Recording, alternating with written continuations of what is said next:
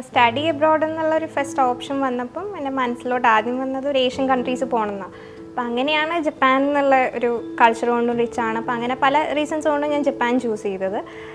അപ്പോൾ എനിക്ക് പരിചയമുള്ള കുറച്ച് കസിൻസും അങ്ങനെയുള്ളവരുണ്ട് ജപ്പാനിൽ. അപ്പോൾ അതൊരു റീസൺ ആയിരുന്നു. പിന്നെ ഏത് ഏജൻസീനെ അപ്രോച്ച് ചെയ്യുക എന്നുള്ളത് നോക്കിയപ്പോഴാണ് എനിക്ക് പരിചയമുള്ള കുറച്ച് പേര് JLAയിൽ ജാപ്പനീസ് പഠിക്കുന്നുണ്ട്. അത് ത്രൂ അവർ പോയ കുറേ ആൾക്കാരുണ്ട്. അപ്പം അങ്ങനെ എനിക്ക് JLA എന്ന് പറയുന്ന ഏജൻസിനെ അറിയുന്നു. ഞാൻ അവരെ കോൺടാക്ട് ചെയ്തു. അപ്പം വിളിച്ച സമയത്ത് തന്നെ ഭയങ്കര ഫ്രണ്ട്ലി അപ്രോച്ച് ആയിരുന്നു. പിന്നെ പ്രോസസ്സിംഗ് ഒക്കെ ആണെങ്കിലും വളരെ സ്മൂത്തായിട്ട് ഞാൻ ഒന്നും അറിയേണ്ടി വന്നിട്ടില്ല.